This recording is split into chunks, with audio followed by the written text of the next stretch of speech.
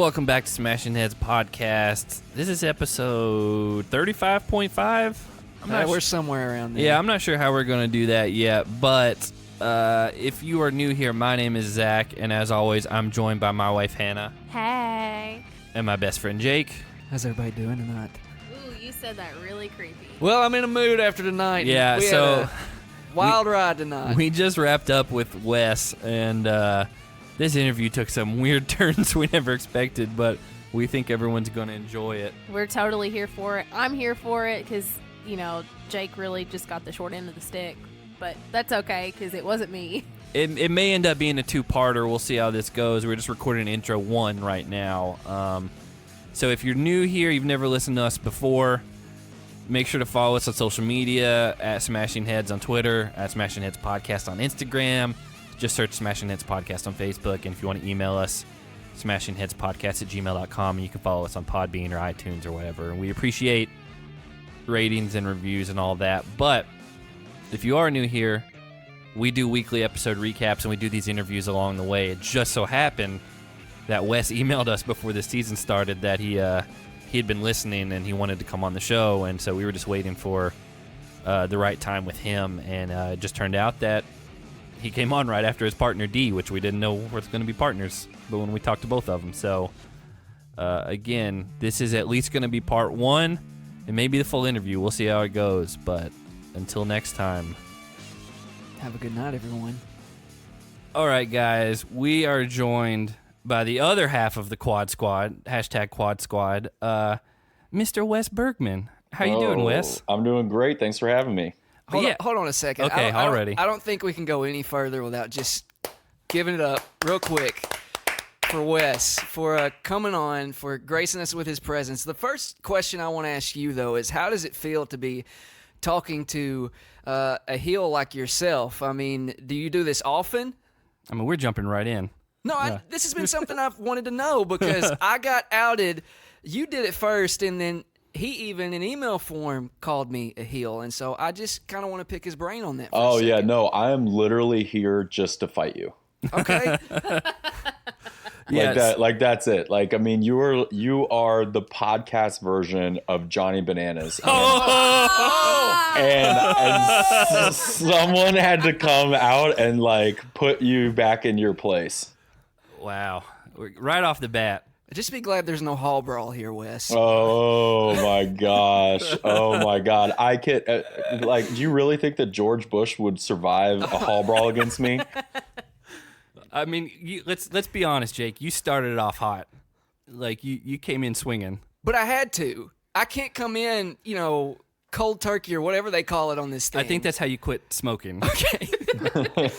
Wes is here, and so I gotta keep him on his toes. So yeah. Well, if you want to set up a hall, I'd be more than happy to run through you. I'll give you a hint. He's not Big Easy, who takes up the entire width of the hallway. Yeah, that was cheap and stupid, and I'm not a fan of the hall brawl stuff when there's a major discrepancy in weight. That's like that. I don't know. It just takes. I don't know. It was just stupid. I kind of got screwed on that one a little bit. It literally was about the only one where he clearly had the advantage no matter what, because like there was nowhere else to go. There was nothing I could do really. If you don't know what we're talking about, it's Battle of the Seasons. Probably the earliest exit for you, honestly. Yes. Yeah. Yeah. Again, very unexpected. Very weird season. It is a weird season. Just even your team is just a weird dynamic, right? Just with the Danny and Melinda stuff, and then Lacey out of nowhere. Yeah. Like I can't tell you how much love I have for those 3 people and literally every one of my casts. Like, I got really lucky with who my originals were. Great real world season. Absolutely great real world, and it was as much fun, if not way more fun, to film than it was to watch. But my people aren't great at challenges, and so like I was in there with we were gonna get our butts kicked is what it boiled down to, and so people ask every once in a while, it's like, why did you kind of volunteer to go in? Shouldn't have been Danny. And I mean, I actually recently talked to Melinda about that. She was wondering like, why didn't he go in instead of me? And it all boiled down to like I'd want my real friends to have a longer shot in the game and a longer experience in the game, and I would take one for the team because I did not see a championship with that team in my future. And if I'm not going to get first place, then I might as well get last place. You definitely were like the 16 seed on that one. It was not. It wasn't good. Yeah, kind of like LeBron and the Lakers right now. Like you got one guy, and then the rest not so great at the challenge. Well, and that was in my period where I was working and I wasn't in very good shape, so I wasn't even very good either. So it's not like 2012? Around there? In that vicinity. I mean, I definitely launched my company and I was skinny and I wasn't running or lifting or anything. And so I'm not talking crap on my friends. I was equally as bad. So I can't even take the credit of like LeBron on the Lakers right now because I'm more like a bad player on the Lakers. Well, to be fair, he's not playing very good or doesn't care right now either. So maybe it is a fair analogy. Well, before we get too far into the challenge, you mentioned. Nah, I don't want to answer your question. Okay, Next. all right. You know what, Zach? Why don't you just take this, huh? I have a question. Yep. I don't know if anyone has asked you this before or if I just don't remember the answer. Do you watch any of the seasons like at home? I restarted watching them around Dirty 30. So I watched all of Dirty 30 on. I took just a little bit of time off because of watching it. They get me really hyped, and I've got I don't know. It's just they get me too hyped, and so I can't watch it at night, which is when I usually like wind down and watch TV, and I've got some insomnia issues, and so me too, man. It's one of the most it's a horrible thing to suffer from, and so I would rather watch some boring television and like kind of wind down. But if I turn on the challenge, even if I'm not on it, I'm going to be up until 4:00 in the morning, like pacing. Like it's worse than a shot of Red Bull right to the veins. I don't know. It just gets me too hyped. So I can't watch it at night. And in the morning I work. So I kind of took some time off. Lunch break. Yeah. Well, and you started watching again when it's got kind of weird. Because the last 3 seasons were strange. Yeah. They were. I liked it though. So like of the 3, I was a very big fan of Vendettas. I thought that they executed that very well. I'm not a fan of the ending, not because Cara won, but just because it was one of those kind of cheap wins where it all of Zach's work throughout that entire season and in that entire final kind of got washed away, and then it got put into a coin flip of a carnival game. Yeah, and it was like nothing that happened prior to that. It was like some sort of puzzle at the very end, and nothing you did prior to that even mattered to that point. As long as you got there. It to there, yeah. Yeah, it reminded me of the Rivals 1 ending, where I had won. I had beat everybody by like 45 plus minutes. Everybody only wants to remember the literal 2 seconds where Kenny put me on his back so I could just shut him up. But then they forget that despite all that, I still beat everybody up the mountain and had done a full day's worth of manual labor and running and hiking and rowing. And then it all came down to, and I'd put it all out on the field, if you will. And it got all put in the hands of one last little game that Bananas won. And it was like, I don't know, he might've gotten the money for that one, but I count that as a championship for me. Yeah. It's the finales are hit or miss. Like they're either really great or you're just like, oh, that kind of sucked. And yep. I'm not gonna. Again, we're spoiler free. We don't want you to say anything. I'm hoping this season is kind of a return to form on that type of thing. Because so far the season has been very intense and entertaining. It kind of sucks you in, and so we're really hoping that the final does that as well. Yeah, let's put it this way: they pay attention to what people are saying in podcasts and on Twitter and Instagram and such. And so when everyone says, we want the one challenge and one elimination in an episode, and they get enough of those requests, then they evolve. It's not. I mean, they don't let their egos make those decisions. They try and build stuff for the fans. Well, but there's one hot take on that though, like, because I mean, I heard it all throughout the Final Reckoning stuff. Everyone's like, "Oh my God, it's so long. Why did it have to drag on this long?" and all this stuff. And then then now we're going to end up in this great, phenomenal season that's only going to last for 2 months. And the eliminations, we're not getting to watch very much of them because they have to jam so much into it that you don't hardly get to see any of the. I mean, it's just the highlights, and you don't get to see the full dailies. You don't get to see the full drama. Like, there's full fights, there's full hookups, there's full things that have to get cut because the fans want to jam everything into 42 minutes, which is tough, very tough. Yeah. I think we got used to that formula, and once they start spreading it out, I think, especially on Final Reckoning, they took a lot of liberty with that. I think it was 3 weeks in before we got our first elimination. Yeah. And I think that's where the complaints came from, as far as, oh, it's just drama, because they did try to focus more on the storylines outside of the competition. And I think that did come back to bite them. I would like to know your perspective on. So apparently they brought back a guy named Justin Booth. Yep. And do you think that is because of the backlash of the past few seasons? So they take when he's responsible. Well, whoever the executive producer on the show is responsible for like literal lives for months at a time, and we're talking like upwards of 75 to 100 people if you count like the crew that has to stay in Los Angeles and update all the dailies and upload all the content to the cloud and start editing it down and everything like that. Then he or she is in charge of so much, and it's not really one of those jobs that you could be the boss for 3 challenges an entire year. Yeah. And so what happened was, I think he just burnt out because he did them from. I mean, I had never not filmed a Justin Booth show until Rivals 3 was another person named Lisa Fletcher, who had been like in a number 2 or number 3 spot for ever since I started. But so he's kind of always been there. But when they moved to the like, we're going to film them every month for the whole year schedule, he just couldn't keep up, and for good reason, he just had to take some time off. Yeah, it's demanding. I mean, especially overseas, being in charge of all those amount of people. I just didn't know. I didn't realize how extensive his backlog with the challenge was until I heard he was coming back, and so I went and looked it up, and I was like, he was the guy, like, for the heyday for us. Like, we started watching right around the end of like the Miz era, me and Jake did, and Hannah started watching around Bloodlines because she didn't even know about it until I was like, hey, do you want to watch this show that Jake and I have been watching for 15 years? And so her perspective is different on that because it's obviously a more recent one. She had never, other than going back and watching them, she had never watched one that he had kind of produced in the more physical, like, as it was happening.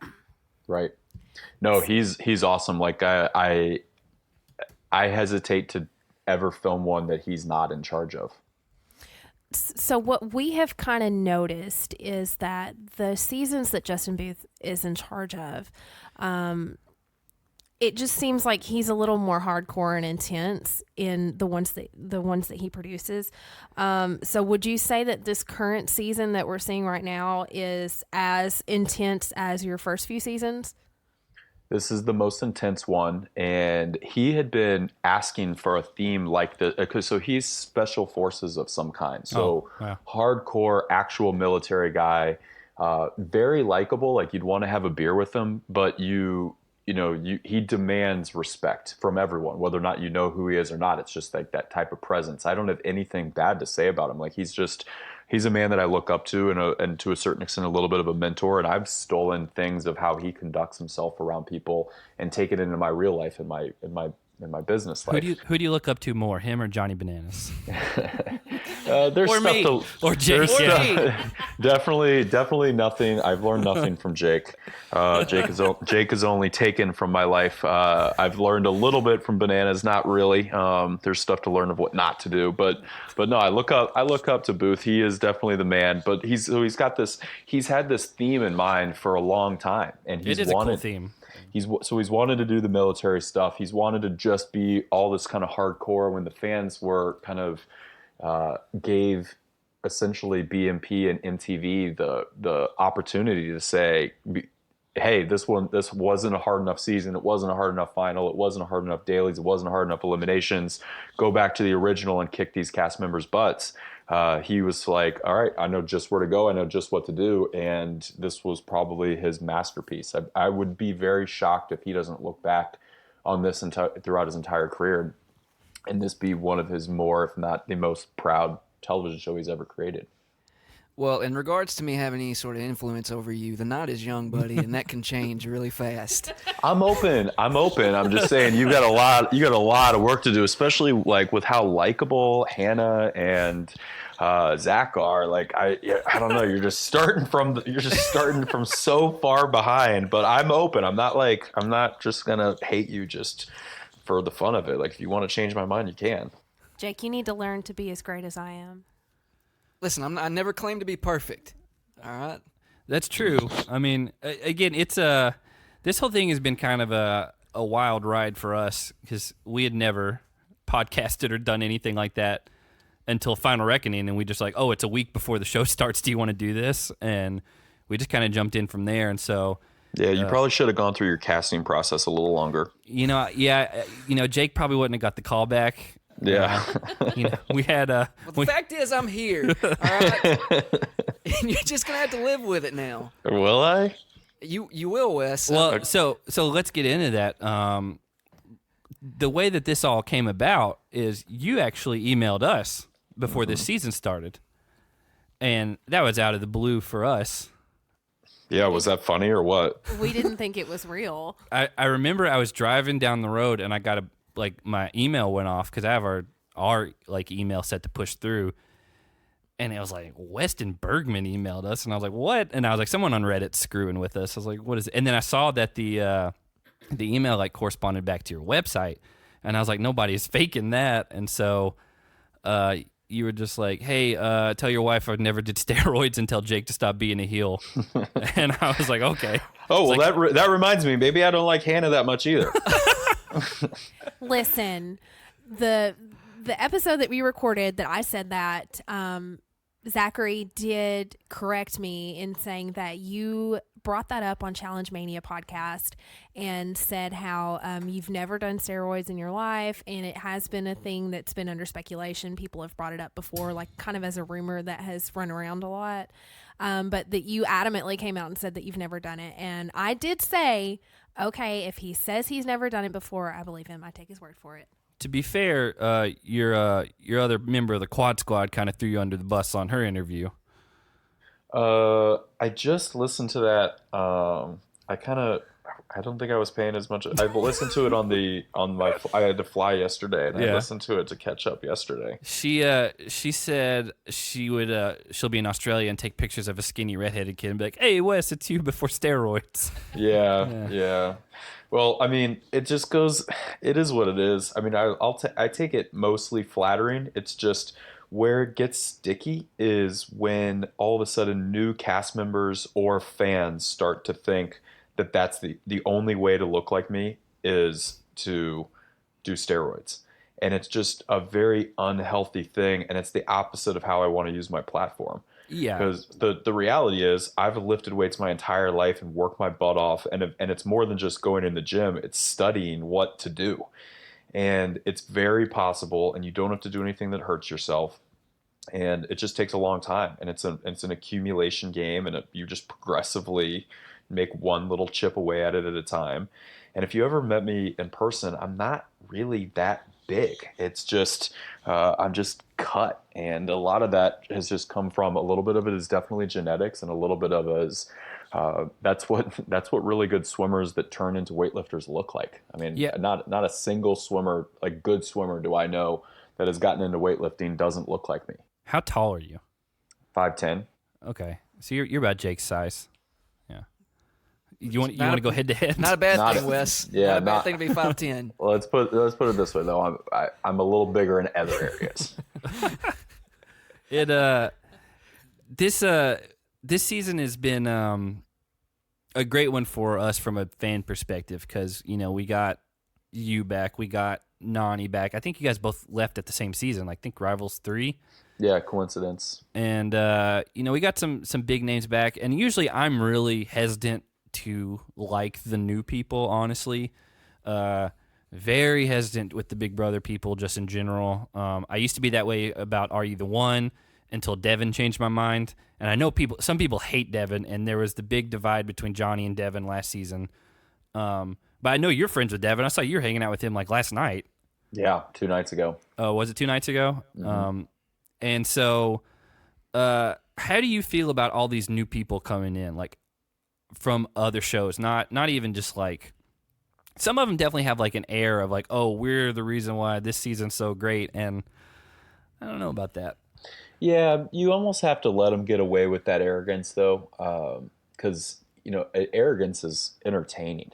Because when you're really arrogant and you win, it's kind of exciting, and then when you're really arrogant and you lose, that's even better television. And so, Sure. Arrogance is like a borderline prerequisite. So if you allow arrogance, you have to let them get away with saying some stupid things like that. But I feel like, I mean, obviously this has got to, who knows how much longer I'll be able to do this. For all I know, I might be retired right now. It's really difficult to say. Is this an exclusive? I mean, I don't know the answer. So that was one question. We were gonna, like, regardless of what happens this season, do you think you're coming back for another one, or do you feel like this was your kind of like your last go round?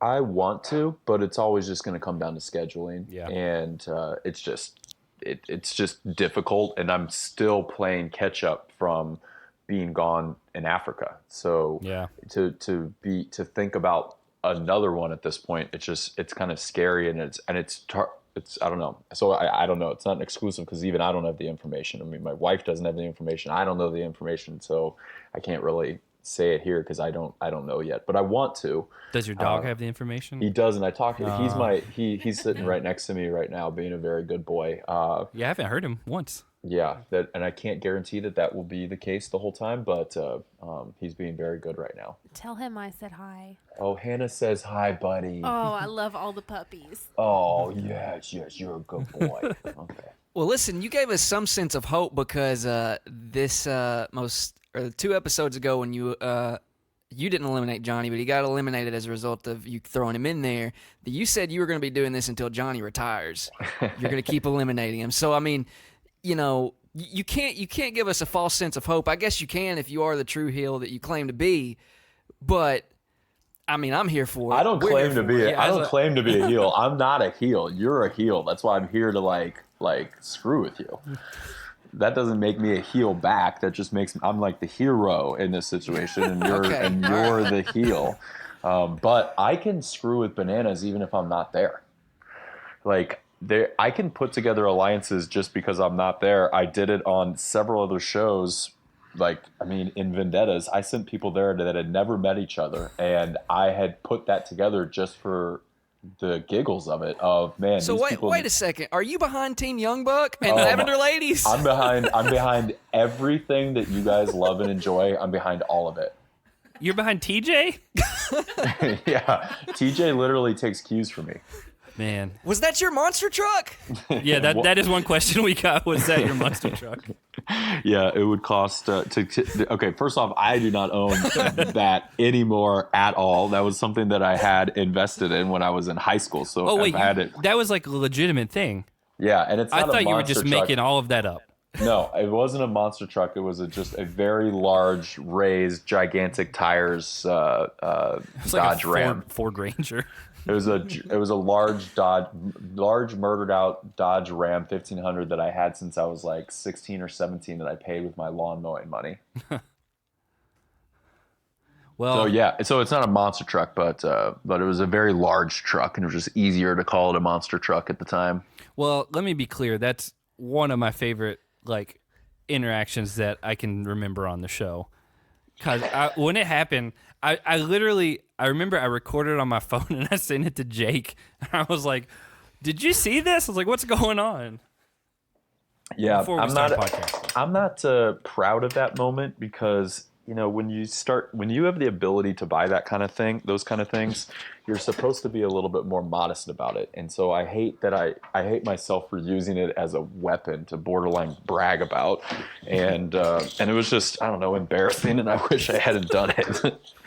Well, speaking of embarrassing things that you wish you hadn't done, Do you look back on your old seasons and you're like, man, what am I doing? You know, I will say, before you get into it, it definitely seemed like, especially like fresh meat, you had a lot more of a temper back then. And granted, your partner was, who she was, Awful. but When you were rocking a mohawk too. yeah. Yeah, there's a lot to unpack there. So the first one is the mohawk was too large, and it requires like a lot of gel to keep it up, and you have to wear helmets all the time. We were constantly going in water, so it looked like crap most of the season. So in hindsight, if I was going to do a mohawk, I should have done a much shorter mohawk, one that didn't require like upkeep. And so I really kind of regret that. But also in hindsight, I shouldn't have done a mohawk at all, because those pictures are permanently on Google. And like I was just in, let's see, what is it? It was a big one. It's money.com, which is owned by Time. So like Time magazine did like a thing on my success. Yeah. And they used the mohawk picture. From when So you're I'm like like, 19. yeah, so it's like I'm in Time for my success as an entrepreneur, and I want to brag about it, and I want to put it on Beta Blocks channels, and I want to send it to my family and stuff, but I can't even brag about it because the main picture is me and the stupid mohawk. Well, if you want me to screenshot and then Photoshop the web page, I'd be happy to. Okay, well, it's not that big of a deal, but still, I shouldn't have done that. And then I did have a little bit more of an anger issue then. But it was just immaturity, and but I also have to attribute a lot of that immaturity to the fact that it punched my ticket to get to do this until they're not showing any signs of me not being invited anytime soon, and a lot of that is from my immature antics as a child. So as much as I'm embarrassed by some of those things, I also have to. If it wasn't for those things, I wouldn't have the ability to fly to Africa for however long and get to play this game kind of whenever I want. Yeah, it again, even back then, like we were like, oh, we like this guy. Like he can get angry about stuff, but again, Hannah's least favorite person, I think, on the entire show has been Casey, just because she doesn't bring much competition wise. And that's saying it. That's nice. Yeah, and she's so frustrating to watch on any season that she's ever been on. So one of my last questions that I had for you, out of all the people that have been paired on the challenge, in any season, who do you think had the worst partner? Do you think that you had the worst partner in all of history with Casey? Easily. There's no hesitation there. No. I mean, does anyone actually disagree with that? No. So we just watched Through the Ruins and kind of did that as like a filler between these two seasons. And obviously Casey was on that one.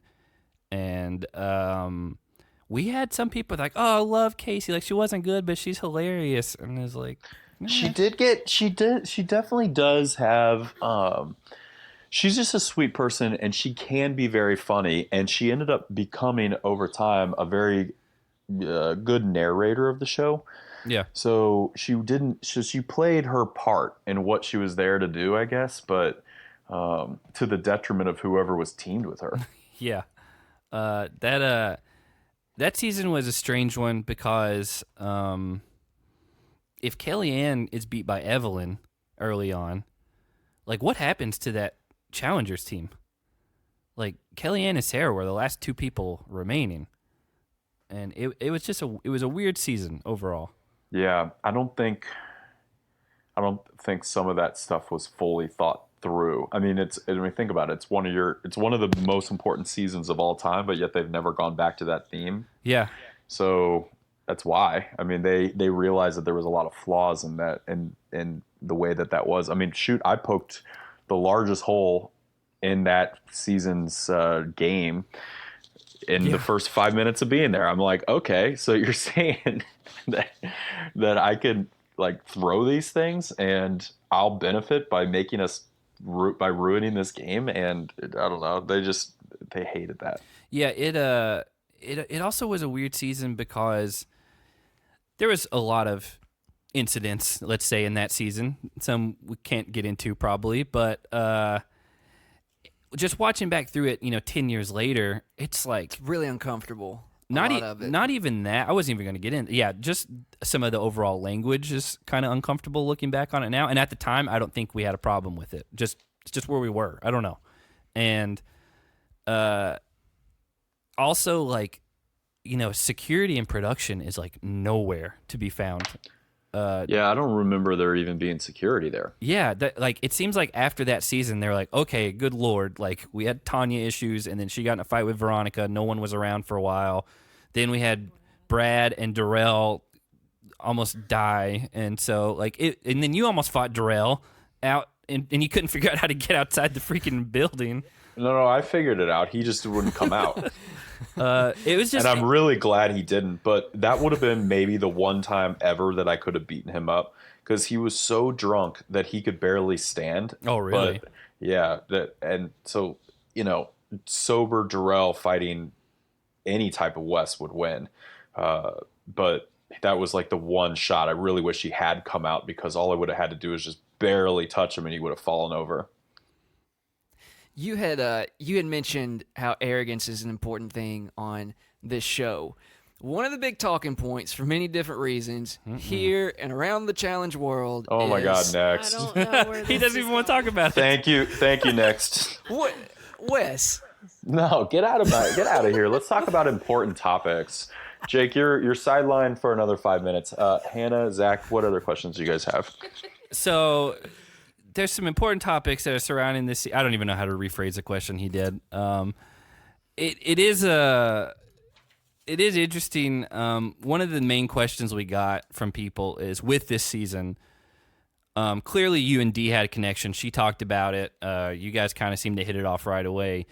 If Dee wasn't available, or if who would you have wanted to be partnered with? I was getting down. It was okay. Let's see. The advantage that I had was because I didn't do very well at that puzzle the first day, because I had dropped one of the pieces and I was standing on it the whole time. So that was like one of the parts that they couldn't, which doesn't make me look any smarter, right? Like that is my excuse, but it also is a wash because it makes me sound dumb. Kind of a dumb excuse. It's a dumb excuse for why I couldn't solve a puzzle. I'm aware, but that's what happened. Is one of the pieces fell down to the ground and I was standing on it, and eventually CT came over and he's like, "You idiot, you're standing on a piece." And so when I bent down and I picked it up and I put it in, then all of a sudden it like fit perfectly, obviously. But anyway, so I didn't do very good. And then we had that like 1 or 3 day break where we thought we were going to choose who our partners were. Yeah. And the advantage that I had was I knew that I was one of the last people to choose. So I was the only one that was interviewing people in what would have been considered the second tier girls. Yeah. And so I'm the only one that took the time to get to know any of them, because I knew that the most sought after 3 or 4 weren't going to be an option.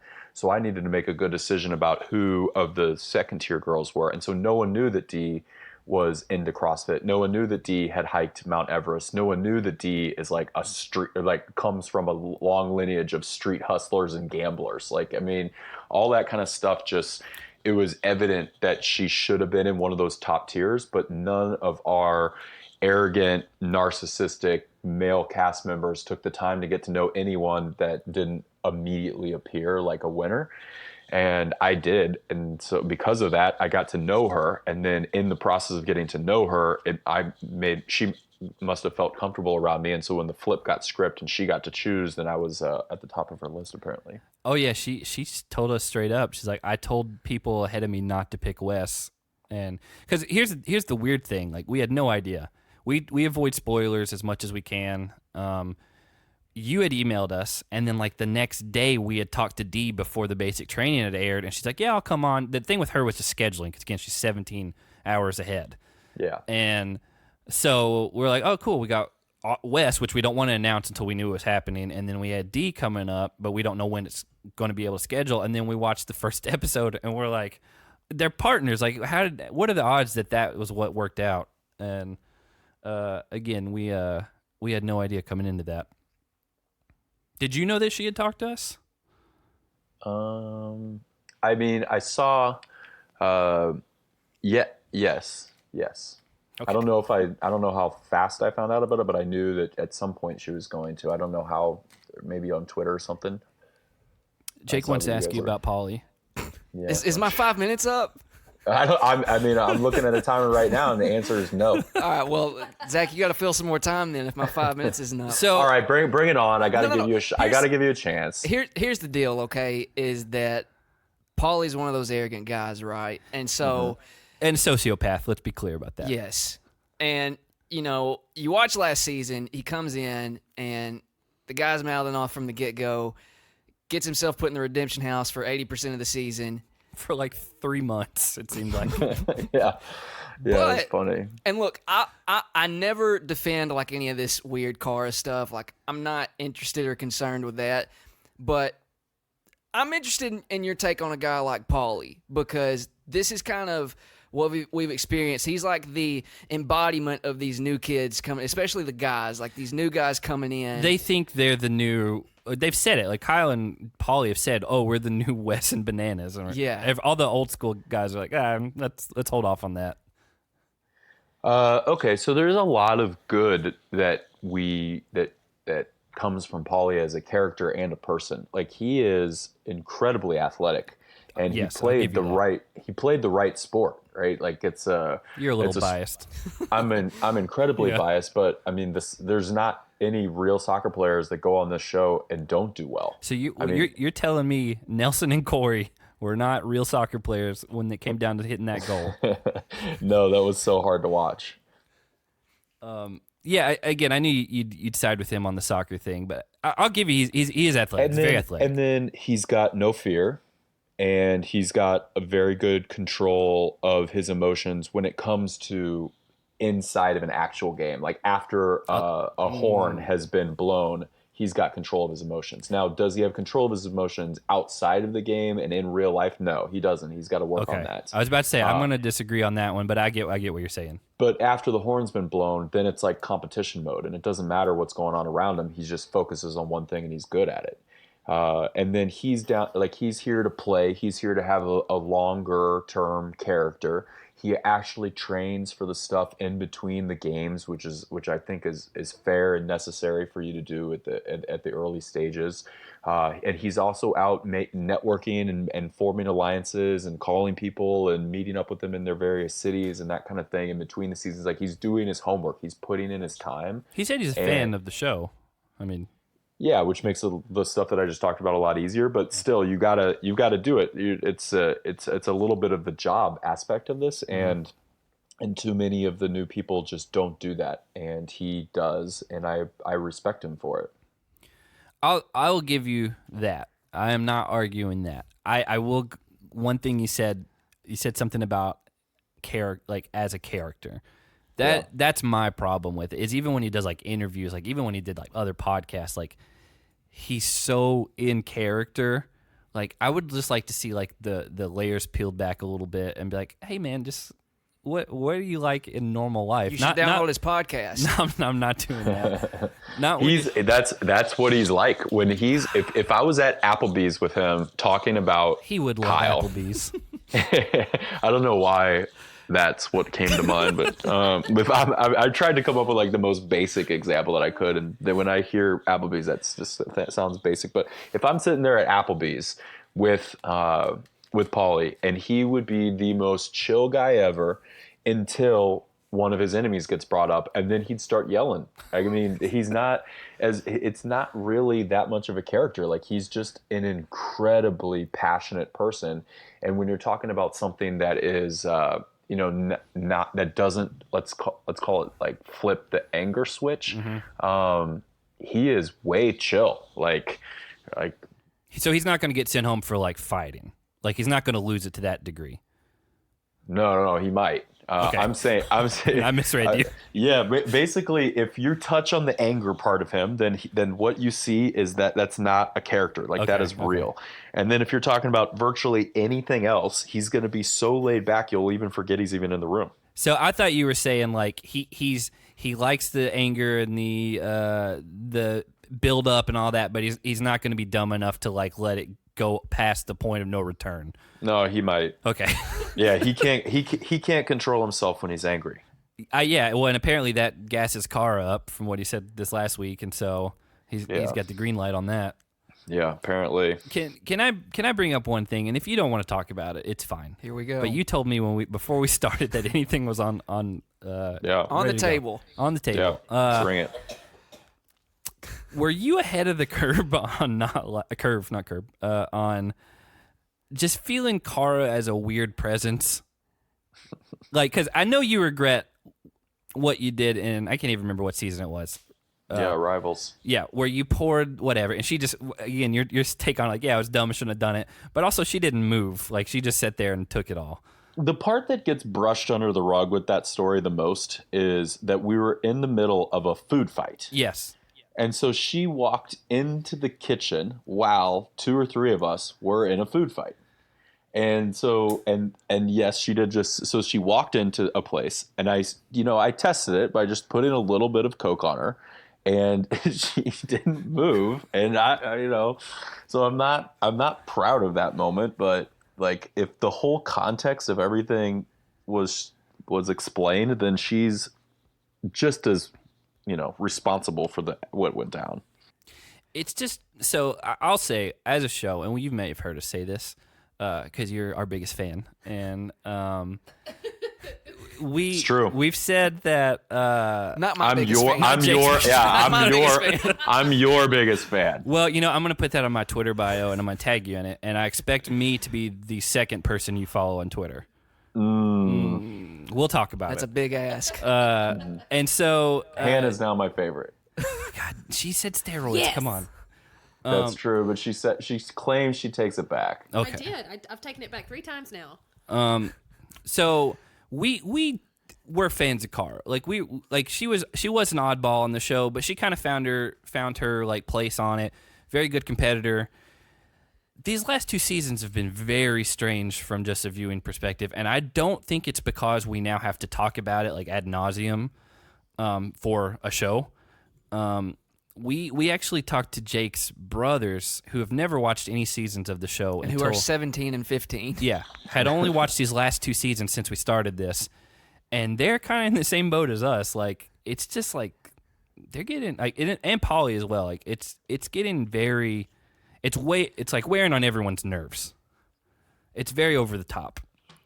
It's just it's like a deterioration of who Kara was. And like, people change, right? People are constantly changing and growing or whatever else. But this has been like a deterioration of who she was coming on. It's like she's de-aged, if you can do that, like emotionally and mentally. And it's been a weird process to watch with her. Well, there's a bunch of bad things that I could say about her right now, and I'm thinking about saying some of them, but let's talk about a good thing. Yeah, let's go. The good thing, and it's not a good thing, it's just a defense, but it's a bad thing, actually. Okay. In that the last, let's call it 600 days, have been an anomaly in the last 15 years, in that in those 600 days, we've filmed 6 challenges. Yes. Three champs versus and 3 big ones. And normally, like what in the previous 15 years before that, that was like you'd film like 1-ish a year, and maybe it would get into like once every 9 months or something, but really it was about once a year. And you'd have all this time you'd be forced to get back to your real life, because you'd have all this time where you'd have to get a job. Yeah. You'd reinvigorate yourself in your community and your friend groups and your family groups, and you'd get back to normal life. And Kara is stuck, or purposely stuck probably, but she's in this weird place to where her entire life is the challenge. Yeah. And it makes it worse on herself in the sense that her boyfriend is also now in that exact boat where he's filmed 2 back-to-back ones and all the other shows that they're doing and all the drama that they're getting themselves in. How far is Tattoo far? Yeah, so they're stuck in this thing to where all their Twitter accounts, all their friend groups, all their discussions, their relationship, like literally everything is challenge, and the thing that gets kind of swept under the rug a little bit is how much what would be the right word? Mental health issues the cast members go through, just from how difficult the game is and what happens to us afterwards and the side effects of kind of the popularity that comes from it.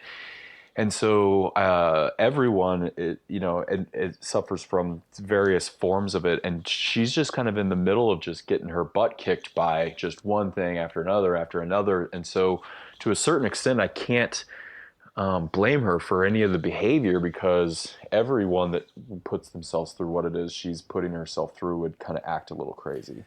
It's definitely an interesting point. Like, one thing someone asked us to bring up is, how different do you think it is these days, where it's everything's social media driven? The fans have like direct connection with you guys. Like, you kind of lived through the transition period of that.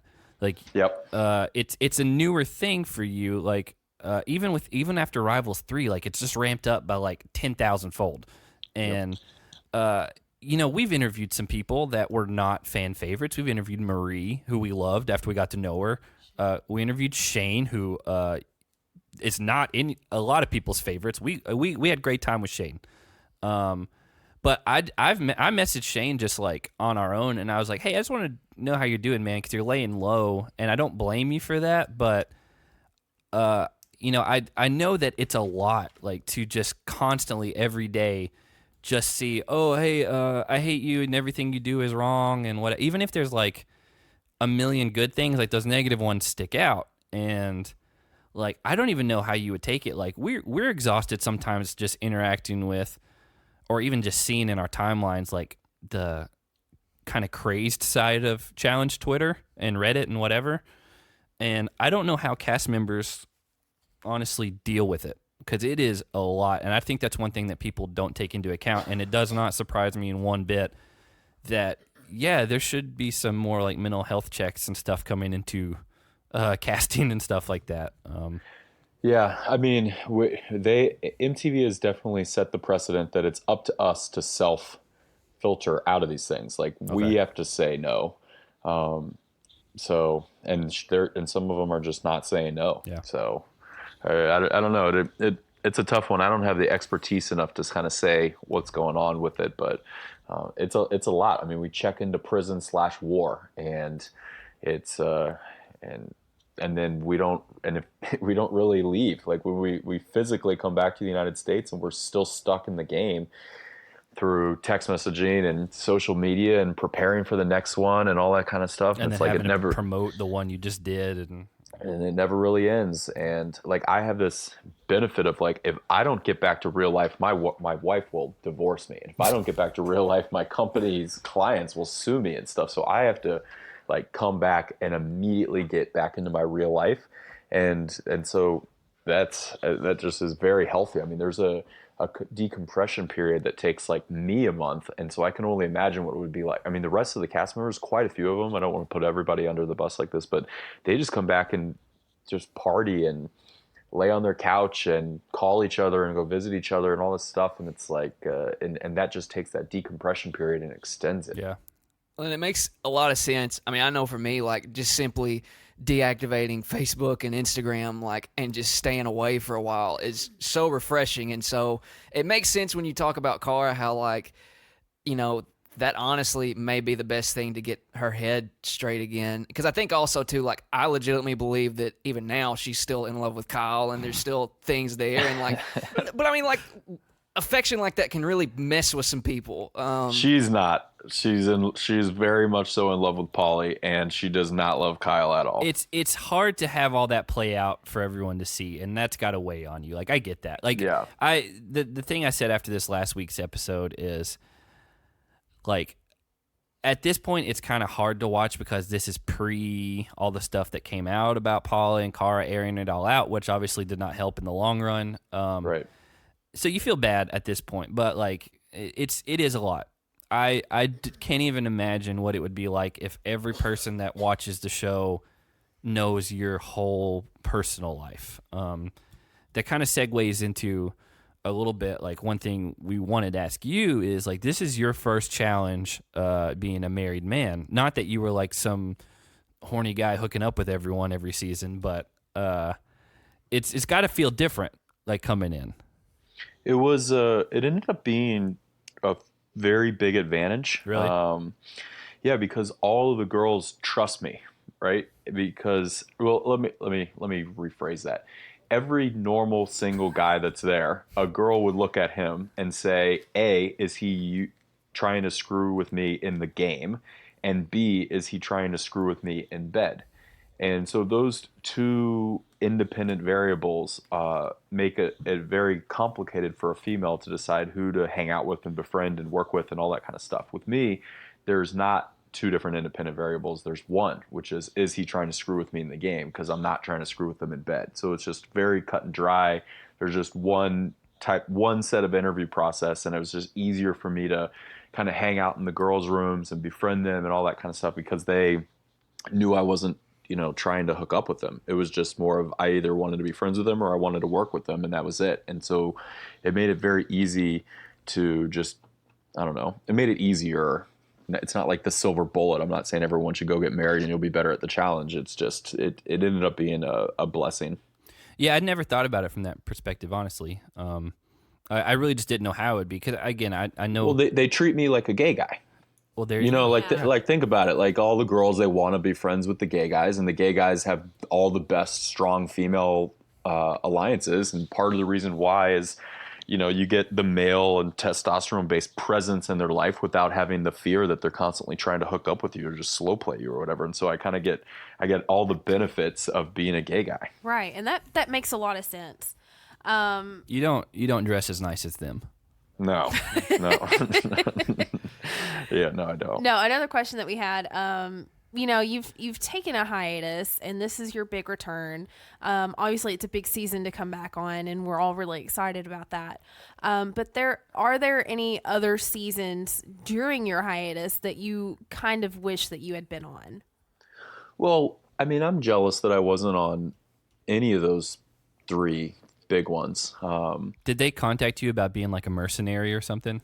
Yeah, I've been contacted to be on every show, every mercenary opportunity, every reunion, every spinoff, everything for 15 years. So if you see someone that's on television, I was called first. And so I'm like, I wanted to do, so I would have been the guy pole wrestling Joss. Yeah. It's just, they gave me like 3 days notice. And I remember distinctly what I had to do. I was in the middle of, I had something for my company. I only have to do it once a year. It's called a demo day, but I have like 1,000 people show up to like show where our entrepreneurs showcase what they've been working on for the year. Yeah. And I spent like 25 grand on that thing and like 3 months of prep. And it was like the week of it. And not only was it a bad timing, but they gave me no prep whatsoever. So then they just move on down the list. So your role at Beta Blocks, is it it's basically like an incubation chamber. Am I right on that? As far as like you give tech companies or whatever they are, basically all the means to get started, and you take a percentage of the equity, depending on what they do. Like my brother-in-law works in Silicon Valley. Now, and I watched the show Silicon Valley, and I didn't know if that's kind of what your mindset on everything is, because I have heard that Tulsa and Kansas City are kind of the new era or the new location for that type of thing, because the cost of living is like nothing compared to what it is out there in California, San Francisco area. Right. Well, if you watch the show, we'll stick with that. I'm like the Ehrlich Bachman. I didn't want to say you're TJ Miller, but yeah. I'm the TJ Miller of Kansas City and Tulsa, and I'm not saying that makes me a douchey redhead incubator owner. Yeah. It's just a coincidence. Yeah. Many people have opined that character was built off of me, which it was not, but it's just a healthy coincidence. Yeah. What they do well in that show is they kind of explain that a fledgling startup at the beginning, it needs all kinds of support. Yeah. And even though the support that they give in that show is the guy just gives them a place to live, which is not what we do. And it's not really all that helpful in a place like Kansas City and Tulsa where it's so cheap to live. But in San Francisco, it might be. But what we do here is we give them... Highest cost of living in the U.S., San Francisco. Right. And it's not just San Francisco. It's like particular parts of San Francisco, which Mountain are even View. Worse. Yeah.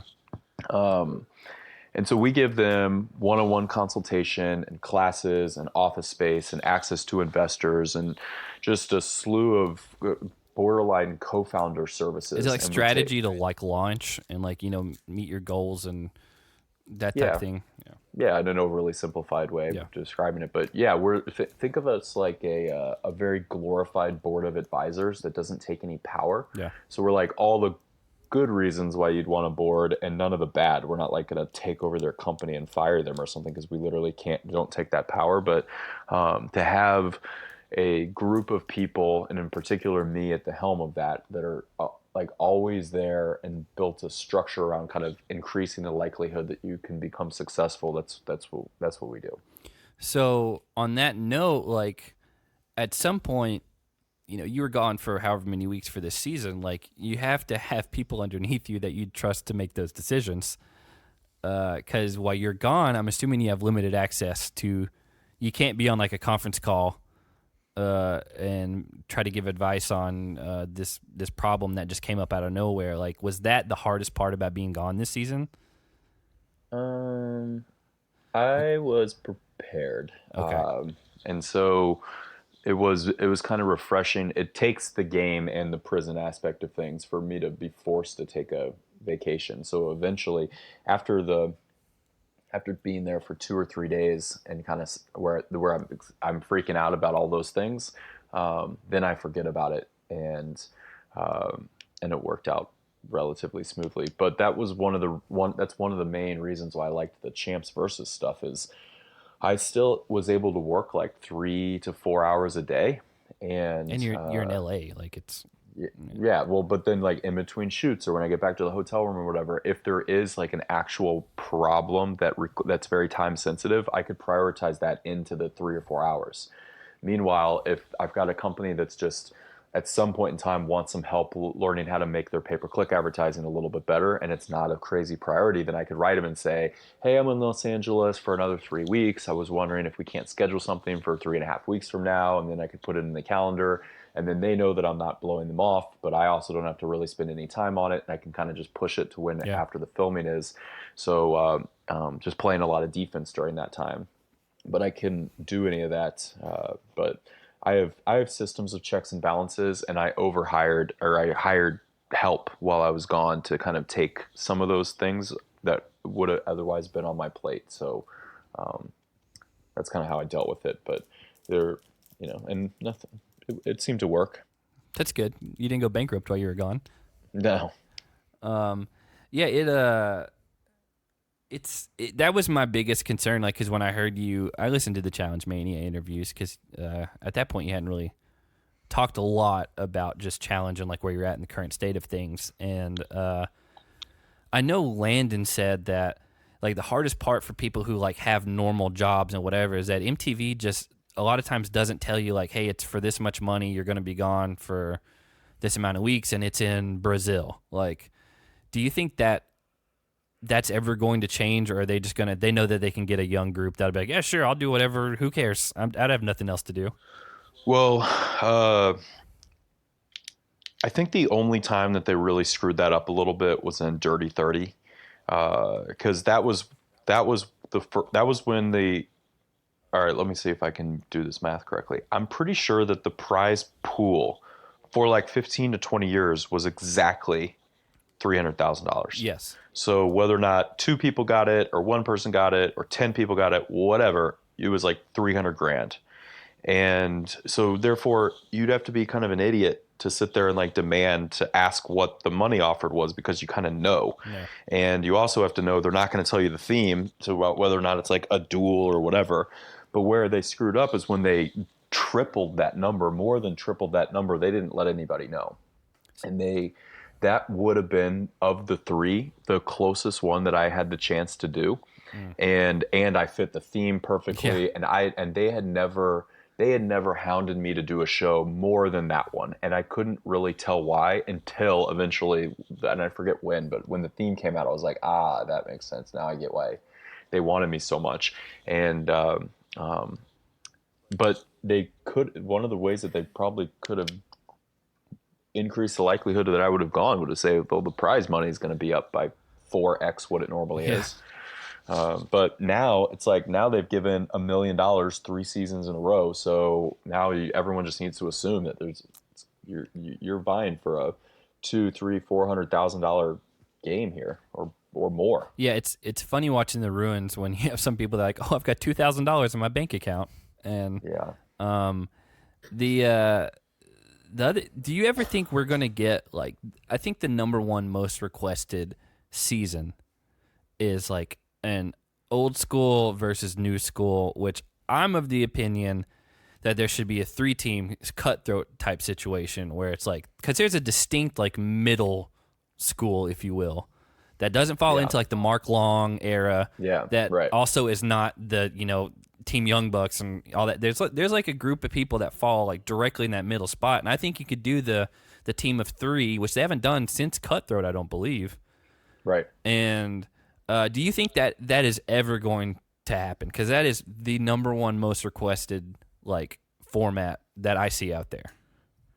I have no idea. That's above my pay grade. I don't personally agree with I've seen those requests and I don't agree with them personally, but I mean, if that's what they're asking for, there's a good chance that they're going to get it in some capacity. Yeah. But I think it'd be kind of boring. I worry that you'll have some people come in and you clearly can't hang. We would get our butts kicked. Yeah. Like there's no, yes, we've got a Jarrell and a me, and then maybe CT might get back in shape. Bananas sucks now. So it's like, who are we really going to have? And then, and this is not a knock on females. This is a knock on the females that are on our show, but they suck. And they miscast those girls so improperly. There are tens of thousands of women that should be on the show before the ones that we have. And so when they go to put our quote unquote OG team together, they're going to be pulling from such out of shape people that we would just get blown out of the water. I mean, it's like, I don't know. It wouldn't even be entertaining. Yeah. And a lot of people, they've definitely moved past it. So I would feel like, especially the older school, like you'd be scraping the bottom of the barrel as far as like who could make it at a drop of a hat, and who doesn't have 4 kids that they have to take care of at home, and all that type of stuff. Well, that's the problem, right? And I'm not going to name any names, but there are definitely some old school people on both genders that. But I'm thinking of 3 or 4 females in particular right now that don't understand that, yeah, you were good 10 years ago because you could just really try really hard when you're inside of a chicken suit and move a couple things around and possibly win that carnival game. Yeah. But you can't like just will yourself to win a marathon, like a literal marathon. You can't do that. It's not a heart thing. It's a can you run 26.2 miles thing, or can you swim 3 miles, or can you lift this much weights, or whatever the case is. And it's like that's not a heart thing. That's there's a minimum level of athleticism and training that's required that is gonna that I don't know that they're just can't, that they didn't have to do back in the day. And so they just assume that they don't have to do that now. And so I'm just afraid that we would just get absolutely murdered. I think the only way that you could get that to work out is if it was a champs versus stars format where it's like 6 weeks, you get the people in. And I'll say, like, I've heard you defend those seasons. I don't personally count those as full-fledged wins, but I will say, like, Jake and I are big Titans fans. Cam Wembley was on one of those seasons, and he couldn't keep up in that final, and that's a watered-down final compared to a normal season. Yeah, that was a pretty big one. That was 10 miles with a weighted vest. Oh, was it 10? I didn't realize that. That was harder than Vendettas or Final Reckoning. Probably that was harder than both of those combined. Harder than Invasion of the Champs too. I don't remember that one. That was one of the seasons that I didn't watch. But yeah, it was a pretty darn intense one. But a man that's shaped like that's that big, is not meant to carry weight for 10 miles. Yeah.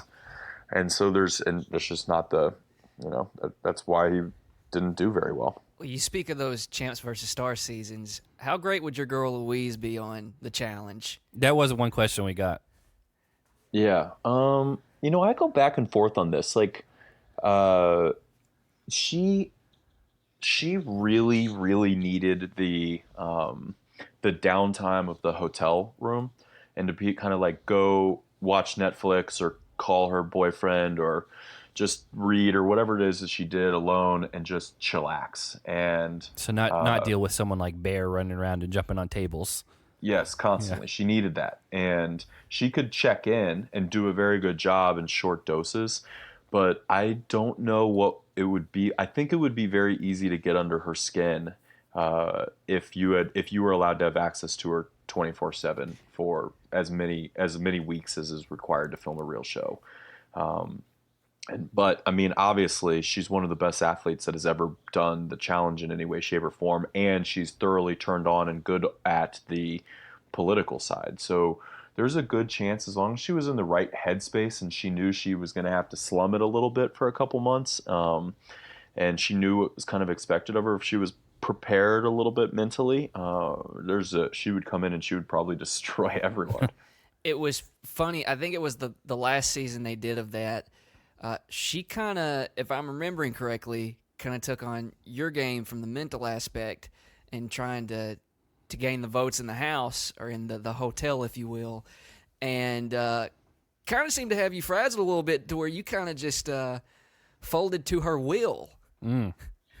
Yeah, well, Jake, I have a character a little bit that I play up in order to fool people like you into thinking that I might have been frazzled, where I'm really just playing it up a bit. But I taught Louise everything that she knows, and so in the grand scheme of things, she went into 2 eliminations in that, and I only went into 1. So it just looked like she had more control than she actually did.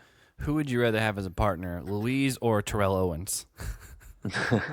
I will say that's probably the most disappointing person I've ever seen on the show.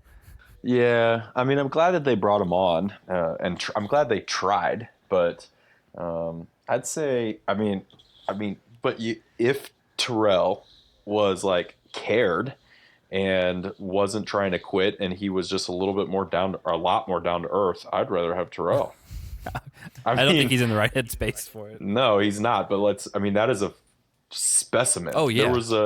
There's a couple of examples, but we had to. They did this like weird like interview thing after those dailies. I forget why, but we had one of those director's chairs, and he was standing on the wrong side of it. And they were like, "Terrell, can you come over here and sit on this chair?" And instead of walking around the chair, he hopped it with no momentum, completely over the chair, and just. I mean, it was one of the most athletic things I'd ever seen in my life. He didn't even bat an eye. So it was just crazy. He could just, his vertical was 4.5 feet or 5 feet or whatever it is without any momentum or even any notice. He just said, "Oh, I've got to be over there," and he just literally just hopped. And he's in like his late 40s, right?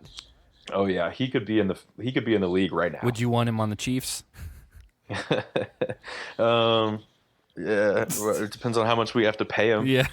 But we don't need any offense. You just need defense. I will say, since we're on the subject, how did you feel about the Mariota pass to himself? We got you that game. We got you good. We got you, Wes. That was just blatant luck. Hey, don't hate. But that's a record, though, right? Like no quarterback has ever passed it to himself ever. Yeah, I don't even know how you draw that up. Like it just happened. Well, you can call it luck. We call it heart around these parts. Also, Travis Kelce got knocked out and fumbled the ball, and they didn't count that. Game. Yeah, they didn't count the fumble. I definitely did watch that. I don't remember all the specifics, but I remember turning that off, thinking, "Wow, they got really lucky." Well, sometimes it's all it takes. Yeah, apparently. I will say that ever since then, it's not been so great, but it is what it is. One thing we got into with this season is if the roles were changed and you were paired like male pairs, female, who on the prospects would you want to be teamed up with? Okay, so there are a lot of really good guys. Like this is what I would ask of the challenge is if they really want to take it to the next step, is they need to stop casting. They need more ninjas, right? Yeah. Or D. But D was a sleeper. I think they got really lucky with D. They didn't know that D was going to be this gritty. Well, to be fair, D told us, she's like, I didn't know I was going to be that until I was on Wes's team, and I didn't want to let him down. And trust me, there's going to be plenty of times for her to let me down here and there throughout the rest of our time there. So, yeah, she wasn't like God's gift to the challenge either.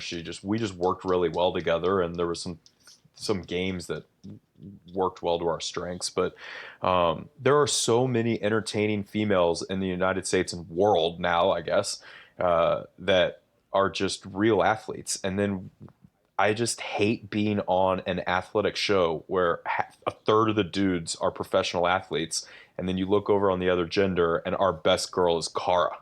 It's like, that's just, I don't know. Just how can we call it a sport if a girl that had never played a sport in her entire life is considered one of our best athletes? Listen, like how is that even a thing? I hear you, and I'm not going to stand for any Shailene slander on this podcast. The worst casting decision that they've made in 15 years. Oh, really? It's that bad? It's so bad. It seems like it's. D told us she was in our room and we didn't even hang out with her. Yeah, it was bad. I mean, and she's a sweet girl, so I mean, so I have nothing to say about her like personally, but she's not a television star or an athlete. And you need to be at least one. Like that I'll give to Cara. She's a television star. She gets it. But you can't just do CrossFit for a couple of years and call yourself a real athlete. Like that's not it. Like there's a reason why I'm good at this stuff, and it's not like luck. It's because I played sports my entire life that kind of made it to where I was good at all sorts of random things. And she didn't do anything her entire life, and that's why she was so bad for so many years until eventually she's like, all right, I guess I'll start working out, and that's all it took to like rise to the top. Meanwhile, so a girl like Ninja comes in and she's going to just destroy everyone. Yeah, and so far what we've seen on this current season is she has dominated. They've landed first place in all of the dailies that we've seen so far, I think. Yeah, no one's ever done that before, and so she's already broken a record in the first 3 weeks of playing this game, or episodes, or whatever you want to call it. And I'm not saying to not cast Ninja because she's so much better than our girls. I'm saying to cast exclusively ninjas. Like why is so? I mean, the original question, how we got off on this tangent, was what prospect guy would I have chosen from? Oh, I don't know. How about the professional soccer player, or the professional runner, or the professional fighter? It's like everywhere I looked, there was a great choice. Like there was no bad. Even Bear, who is this season's layup, as far as the prospects goes, he's still ripped and athletic and cares, and like he's gonna do some good stuff later. Like, I mean, and I hate to say that because he has a tendency to get a little annoying. But even Bear is like good, and he got the political side of things probably better than anyone. And so that's for another conversation down the road. We don't want to get into any spoilers, but the point is, we plan on having you on next week to talk about. Yeah. There's no. I mean, I'm willing to negotiate, but there was no. I mean, yeah, like if Jake's not there, there was. Yeah. Just joking. Point is, how is it that a third of our people are professional? A third of the guys, if not more, are professional athletes or have played sports their entire lives and all this kind of stuff. And then on the girls' side, we've got Shailene and Dee and Zahida and the Spearmint twins, and it's like what is happening to this? It's just, I don't know. I think it's disrespectful to all females, and I, as a feminist, am personally offended. So is Bananas the greatest or not athlete of all time? Oh my God, he's like the male Shailene. When the cast was finally announced for this season, and we were reading the bios of some of these people, going back to like what you said, when we were like reading about some of these, I was like, they played for like the British national team. Like I was like, these guys are going to be insane. Like, yeah, and they are. Yeah, That's why I'm saying if it was old versus new, we would get our butts kicked. Yeah, like I will say again, like I said earlier, not typically a fan of a lot of these new people, but these people they brought in, to me this season, it doesn't feel like it's just people that are like, oh, hey, this is my next show, and then I'm going to do Teen Mom next year. It's like, oh, I'm here because I like competing, and I have been on reality TV before, but I understand this is physical, and I'm like, I'm here for that. Yeah. I'm not here for people that are just looking to be, oh, I was on Bad Girls Club, and now I need something else to do for 8 weeks. Right. Here's one thing I want to ask you is in regards to your past rival, now buddy, CT. We've seen him the past couple of seasons, right? And he's kind of, he's married now, and he took some time off from the challenge, and he's kind of not in the greatest shape, especially compared to what we saw him as in prior seasons. And we had Devin on, a few months ago, and he claims that even in the current state that CT is now, like, he's still better than just about anyone. Where do you stand on the current state of CT? Because, like, this was the first time this past week where we saw, like, angry CT in years. And can I say, before you answer, I hated CT for years. Like, for years, didn't like him. And then he started, like, coming around, and, he grew on me. And obviously now he's almost a completely different person than, like, when he was in, like, his most agitated state. He's almost like a cartoon character now, honestly. Him and Turbo just strolling up when everyone's running to the house. Yeah. Again, Devin, and I really, this last week, I wanted nothing more. There's no offense to Kyle. I wanted CT to just be like, oh, I got it one more time, and just, like, pull it off, and then him and Maddie become the new team. When it got played up like he was, like, he's going to be the one coming out of this. Right. Yeah, I mean, Devin's not wrong. CT, some of the things that the most underappreciated parts of CT is that he actually wanted to be an engineer growing up and started that training before he dropped out of engineering school to go on the real world Paris. And so he's got this, like, he can put things together, and every day is a new puzzle. And I mean that in a way that it doesn't sound like, yeah, there's some puzzle days, and he's great at the puzzles because of that engineer brain. But every game that we play, there's a solution to it that's the most optimized way of performing it. And once you've done it one time, everyone can do it a million times better the second time.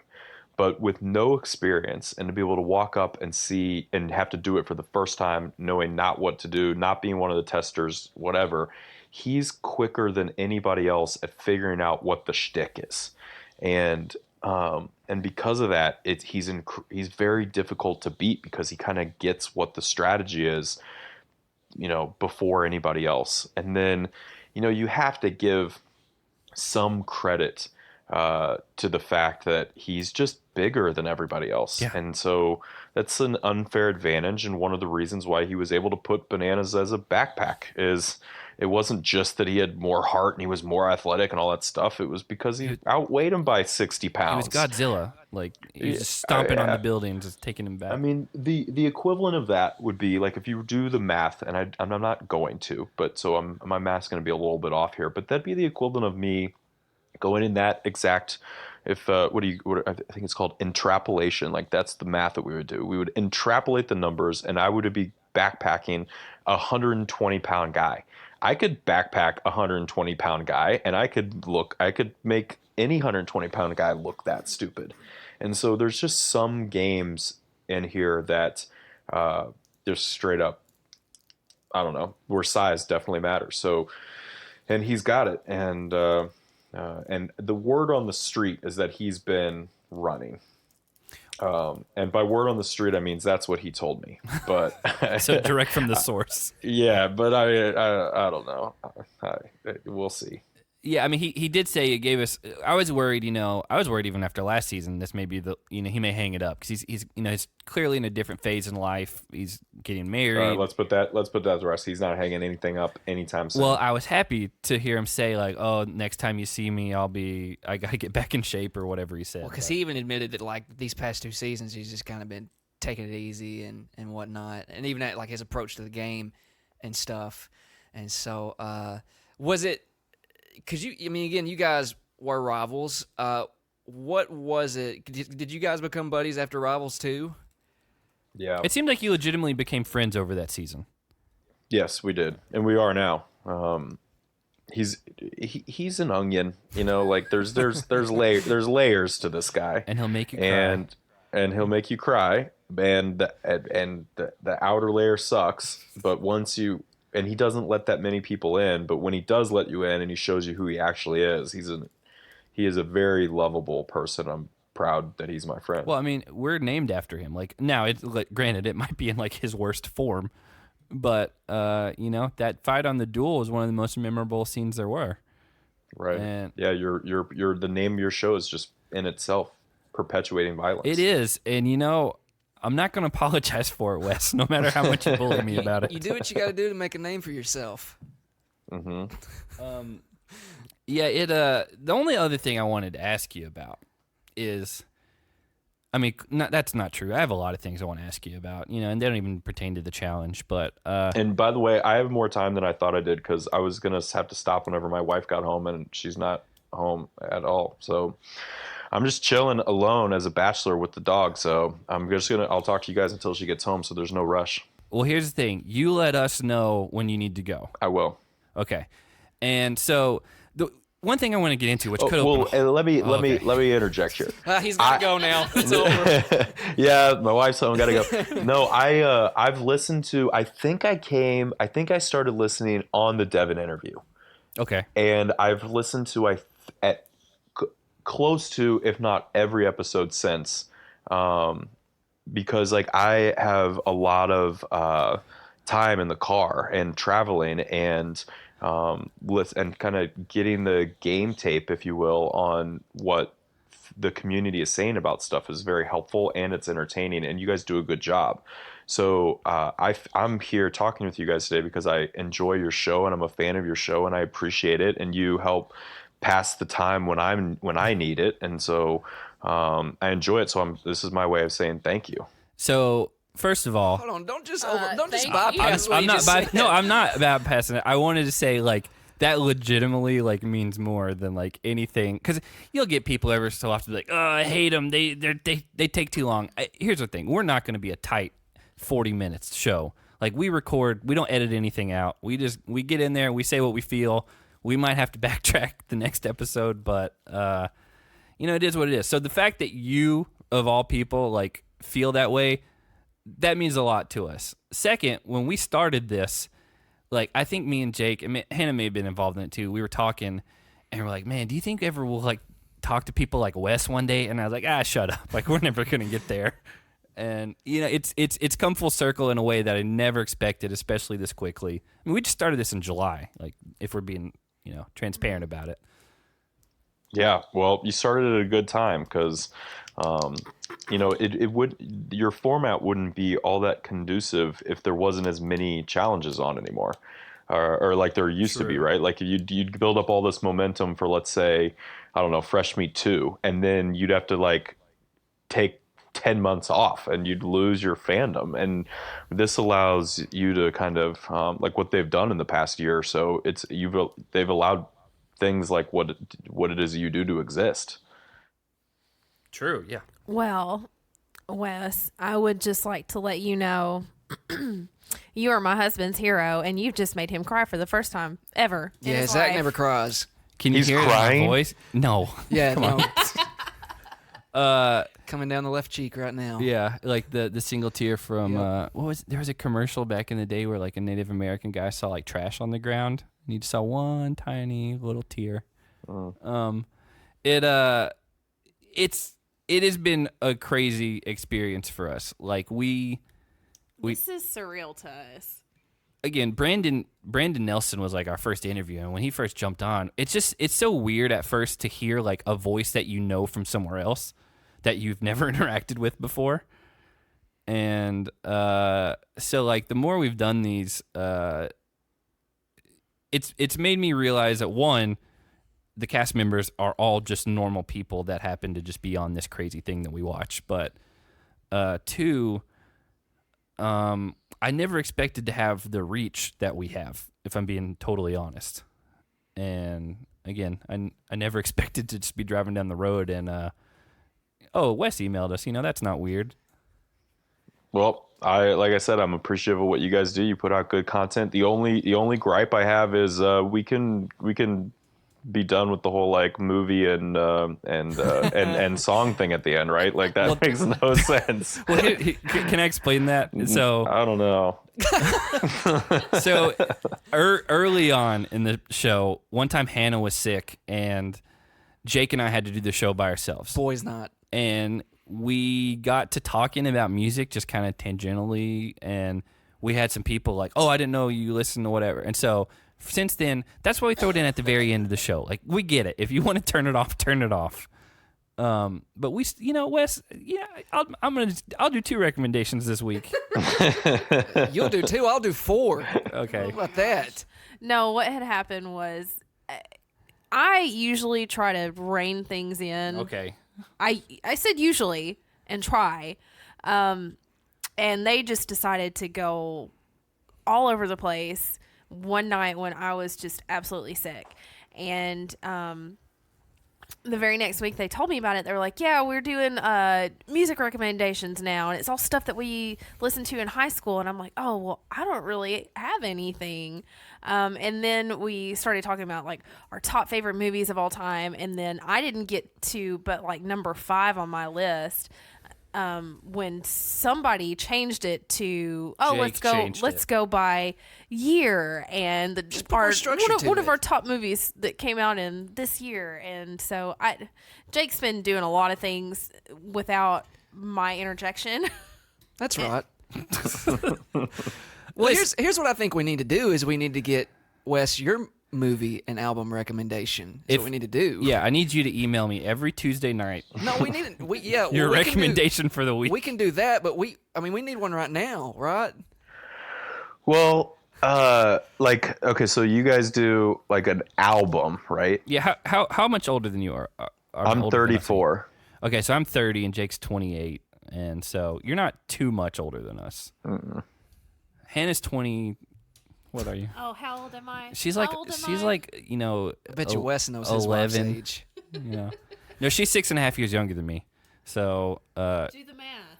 You're not good at math. Wes just said he doesn't want to do math on this podcast, so we're going to respect his wishes. But yeah, again, what would be your recommendation? High school album of the week. There we go. Well, System of a Down, Toxicity. That was the album that got, when I listened to, like, yeah, the Chop Suey, that's pretty good. But when I listened to Prison Song, which is the first song on that album, that was when I was like, I think I might like metal. And that was my gateway drug. And now I'm into like the real hard stuff, but I still go back and listen to Toxicity occasionally.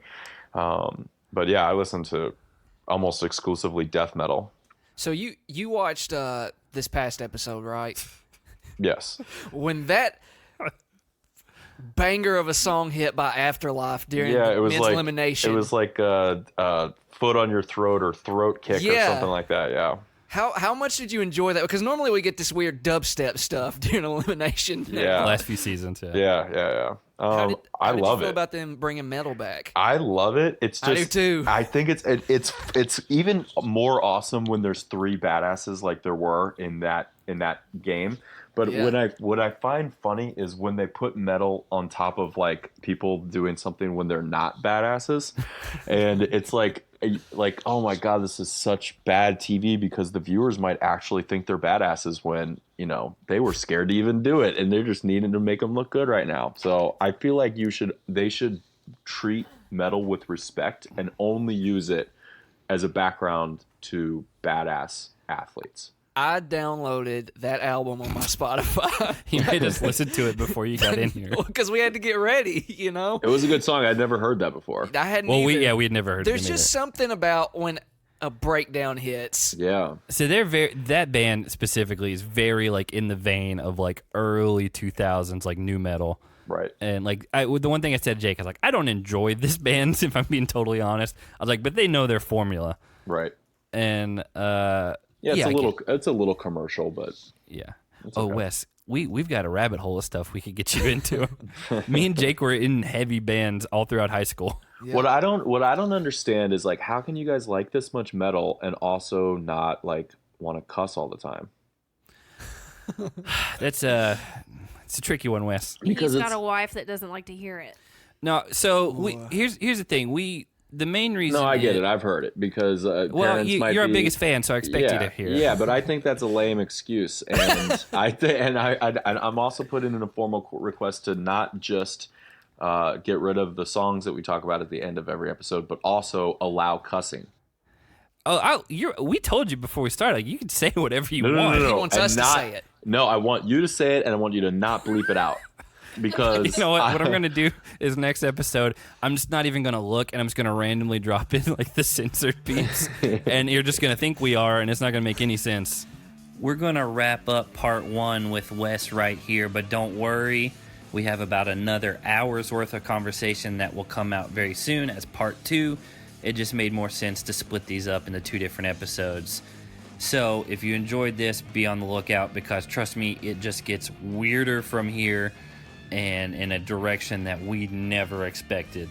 If you're new here, please like us, subscribe to us, do all the stuff, rate, review us, follow us on Twitter at Smashing Heads, Instagram at Smashing Heads Podcast, smashingheadspodcast@gmail.com. Search for us on Facebook, Smashing Heads Podcast. You know what to do.